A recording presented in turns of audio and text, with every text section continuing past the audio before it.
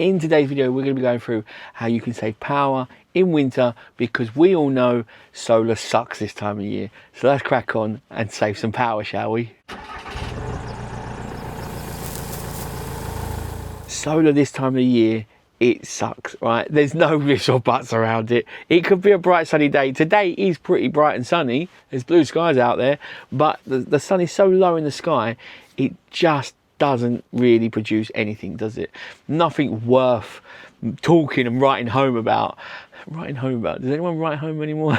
Anyway, sidetrack. So we need to try and preserve power. Now, there are a few ways to get power in winter, which I'll talk about at the end of the video, but this video is predominantly about how to try and save a little bit of power and conserve it as much as possible, because it is so precious this time of the year. Now, the first way to save power, which is probably the biggest, would be to cook on gas. Now, I've got a 2-burner hob there, which I can then cook on when the power is low, because normally I cook up there with my air fryer. I love my air fryer. I cook pretty much all my food on it, but it is very power hungry. If I'm not traveling for quite a lot and solar's really down, then I want to conserve as much power as possible, then I will switch to the hob and then cook my meals that way. That's why I didn't get rid of the hob when I took the oven out to put the dishwasher in, because I wanted the option to be able to then cook on gas here and there. Now, I can hear what you're saying right now. Some of you are going, yeah, but I'm gasless, Daz, so how do I do that? How do I get around that?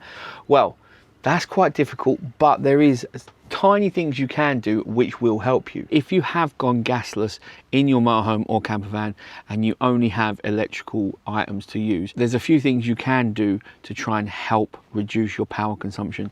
Now, first tip would be to bulk cook, batch cook. So let's say, for instance, you're having a sausage sandwich for breakfast. I would then do something like sausages and mash for dinner, because I would cook all the sausages straight up one time there and then while I'm doing breakfast. If I was cooking something, I would just try and look at batch cooking, and which you could then have for your breakfast, lunch or dinner, or all three.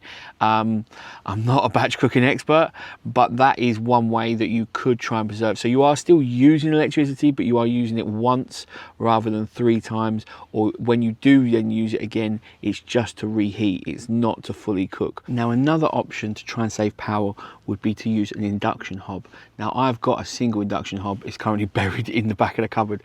I don't use it too often, but with those, you are still cooking on electric, but you get to choose the power rating that you want. So on mine, I think I can go down to as low as like 500-600 watts, and then you can go all the way up to like a couple of thousand watts. But with the air fryer, it's just going to be like at least 1,500-1,800 watts, 2,000 watts. So you are going to be using a lot more. So that would be the closest equivalent to a gas hob, but electric, obviously. Now, when it comes to a lot of people, they love tea. You guys love your tea and coffee. Me, I'm not so much. I have a cup of tea every now and again, maybe a couple of months if I'm lucky. But I have friends that come round and do like a cup of tea or a coffee. So I want to be able to provide that, obviously. And I do like hot water here and there for whatever I'm using. But I don't have a gas kettle anymore. I don't have one of those because I didn't use it enough, and I can use a electric kettle when I need it. But if I am trying to conserve power, then what I do is I will boil a full kettle. Even if only one person wants a cup of tea, I'll boil a full kettle, and then I will fill a flask with the rest of the hot water, and then I'll just pop the lid on, and then I've got it good to go. And that will last a good 4 or 5 hours at least, at a decent temperature, to then have another cup of tea or another coffee, or start cooking some food, or even use it to wash your hands or something like that. You've got hot water there. I'm only using the kettle once, maximizing it so people can have multiple cups of tea and coffee if they want while they're around, or if I wanted. So yeah, I would definitely recommend getting a flask. It doesn't have to be a super big one. You'll then be able to make hot water last a lot longer, even if you are using it on electricity, which will try and reduce the actual amount you're using overall. Diesel heaters. Now, diesel heaters are fantastic in winter, and I would recommend them to everyone. I flipping love my Autotherm diesel heater. I can just literally text my diesel heater while I'm away from the van and turn it on to be nice and toasty when I get back. So I'm not walking into a stone cold motorhome. One thing I will say about diesel heaters is they use a lot of power on the startup and the cool down.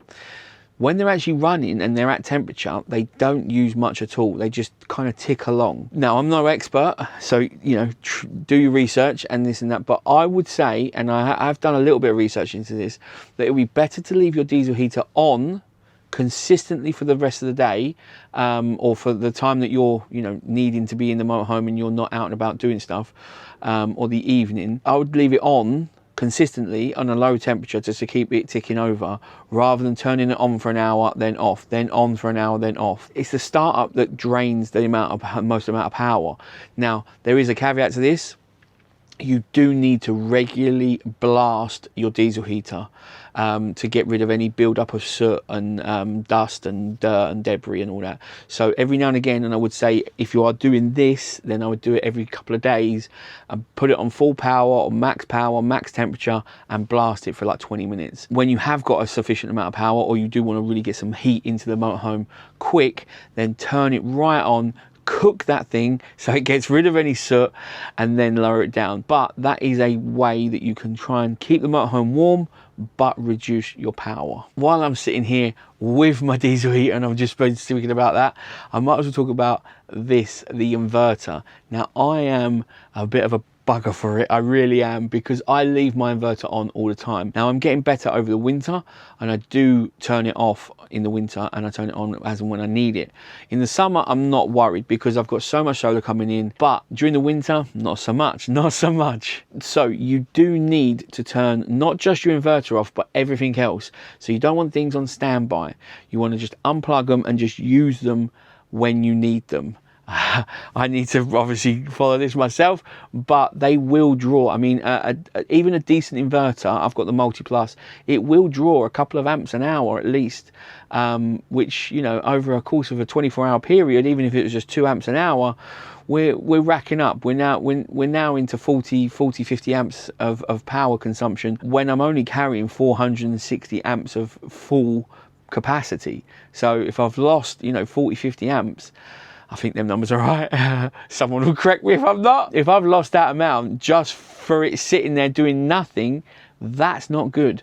So turn your inverters off and turn everything else off that doesn't need to be on. Charging your devices. Now, as you can see, I've got my laptop here, I've got cameras coming out my ears, and I work a lot on all my devices, so I need to charge them all the time. Again, this is something I do need to do, but if you can, don't charge your devices whilst you're using them. So like my MacBook here, I can plug it in now and I can start charging it, but if I'm using it whilst charging it, I will use a stack more power rather than closing the lid, walking away from it and putting it on charge, and then once it gets to full, it will stop charging. But because I'm using it at the same time, you're just consuming power constantly. And it's the same with your phone, your tablet, and various other devices. If you can use them at the same time as charging them, you are going to be using more power. So if you have the option, use a laptop, then you're going to go out, put it on charge when you're going to go out. Now, all this should be on 12 volt if you can.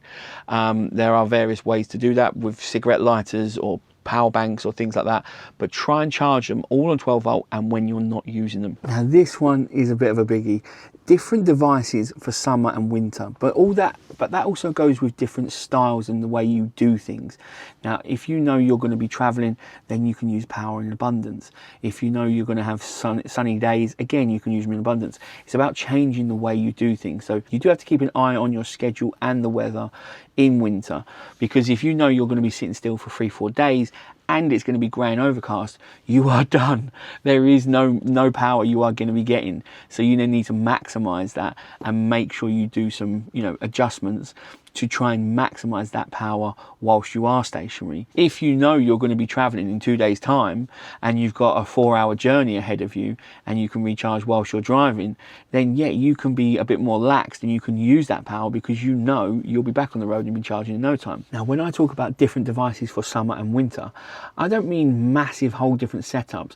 I mean, like, now I don't drink hot drinks like we've already said, but if you're a big coffee drinker and you've got a nice big coffee machine, now I know a lot of my friends have got them and they love their coffees. They're, you know, love it. They've got all the pods and all this and that. Me, I'm a food guy, I'm not a coffee guy. But if you are a big coffee person, then you might want to change your setup slightly. But this is not limited to coffee, but this is just an example. So if you've got the big coffee machine for the summer and you're on the pods, that's fantastic, that's fine, but that's going to use a lot of power. Whereas you could get a portable, and I might be swearing at you, but hey, I'm just using an example, but you could get one of those handheld coffee grinders, the little rechargeable coffee grinders, things like that, the little USB ones. Just finding a device that does the job, maybe not as good, but enough, that's less power hungry than the big boy, than the main man, for those times. Now, if you had, I don't know, 4 cups of coffee a day, you could have the first cup could be on your big machine, and then the rest of the cups could be on your little portable device, your USB rechargeable device. Again, that over the course of winter would save you a lot of power. If I put an example to myself, I could be using my deep fat fryer in summer to make some fried chicken, which who don't like some fried chicken? Yes, yes, yes. Anyway, stop thinking about chicken, Dad. In the winter, I could use the hob, or I could use the induction plate and then cook it in a pan with a little bit of oil and still get fried chicken, but I'm using a hell of a lot less power because the deep fat fryer takes, you know, about 10 minutes to heat up on full power, and then it takes about a 10-minute cycle in the basket. So I would be using a lot of power compared to the other 2 options of using the induction hob or on the gas hob. Another thing for me, I could, I say could, because I'm not saying I'm gonna, and I'm really not gonna, I could opt to not use the dishwasher. I know, madness, right? Madness. And do the washing up in the sink, which would save me a load of power. But I'm going to be honest, am I going to do that? No, I'll just wait until I've got power. I've got like 4 plates, 4 knives, 4 forks, so I'll just let it stack up and I'll eke it out a bit. But ultimately, if I really needed to, I could do some washing up in the sink and then not use the dishwasher, only using it when I've got adequate power. It's just making slight changes from summer to winter that you still let you to live your nice normal life, but make little tweaks to try and save power as and when you can. Obviously, I've been going through a lot of ways to try and save power. There's going to be tons more, which I cannot wait for you lot to jump in the comments and leave your hints, tips and tricks on how to save power in the winter, or just when we're on really bad solar days, because it happens even in the summer. We have a week of rain. It's like, oh yeah, that's really helpful for the power system. I'm down on my butt here, I really need power, come on. So if you have got any hints, tips or tricks for saving power, please do drop them in the comments below. Now, I did say at the beginning of this video, there are some easier ways to get power in the winter other than solar. The first would be power banks. Power banks can make you last a lot longer. Depending on your power needs, you know, you can get as small or as big as you want. They can range from anything from like this size for your phone, or they can range to like this size, which I have to back my entire system up. Now, this isn't a sponsored video. I'm not going to go into power banks. We know what they are. But power banks, whatever brand, whatever shape, whatever size, can be very, very, very, very useful to save power and, you know, use them in the winter. The last option, which I absolutely love the most and is the most cost effective and adds so much peace of mind, it really does, is the Juicy Brucey. Now, I've shown the Juicy Brucey many, many times. Basically, my mate Bruce Lauderdale, he's made this cable and it's of the highest quality. It really is. It's fantastic. I've had it for a couple of years now, and I can charge from EV charging sockets. You have to go on the app and you pay, but I mean, I charged the other week and it cost me like £4. I don't need a site, I just need power in the depths of winter, and the Juicy Brucey does exactly what I need. I can get power when I need it from a convenient location, and I'm not bothering anyone. I usually do it in the evenings or the weekends when not many people are around, and I can recharge for next to nothing. I'll leave a link in the description below if you want to go check that out, or any of the EcoFlow stuff. And just like that, I'm charged, I'm back full. Now, one last option you have, which you can see right here, is a campsite. Now, I done a video not long ago about how you can live van life for like £800 a year or something. I'll put it up here in the top and in below. And basically the premise was that if you could survive 10 days and then you go to a campsite every 10 days basically. So you could make sure your water, your power and your cassette lasted 10 days, and then you went to a campsite, and it made life very, very easy for full-time living, because you got to, you know, have showers, you got to empty your cassettes, you got to refill your tanks and then get rid of any waste, and you got to refill and recharge your batteries.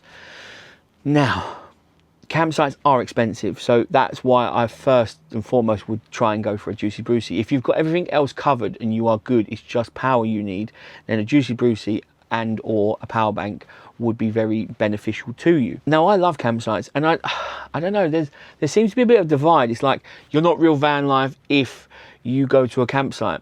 Now, first off, I don't know what real van life is. I've been doing this 9 years now. I think I'm pretty up there, right? I think I know what I'm doing, and I think I'm real. You know, I've been full-time living on the road for 9 years, apart from when I go away or go into a hotel because I'm traveling. Other than that, I haven't gone back to my mum's house or anything like that in that time. So I am real van life, whether the person that says that comment likes me saying that or not, I don't care. But do not dismiss campsites, and I know they do cost, so you have to shop around, but if it can make your life easier, be it with power, to warm the motorhome, to get rid of your waste, to have a nice shower, to chill out and relax, stop moving around, then please do use campsites. If you have the option and they're available and you have the means, then use a campsite. We don't want to make life harder if we don't have to, really don't. Now, those are just a few of my hints, tips and tricks to save power in winter when solar sucks. Now, it's not a surprise that solar sucks this time of year, because the sun's just non-existent, right? Now, it is important to try and save power as much as we can whilst we're full-time in this time of year. So I'd love to know what you do. Yes, you. What do you do to save power? Leave all your hints, tips, tricks in the comments below. If you go out and you found a nice campsite and it's a bargain and you can stay there and get some power, or you use the Juicy Brucey and you found some banging places with that, please do drop that in the comments below. And if you have any questions or want me to do a video on any subject, again, you know where to leave it, and I'll catch you lovely lot in the next one. Take it easy. Bye.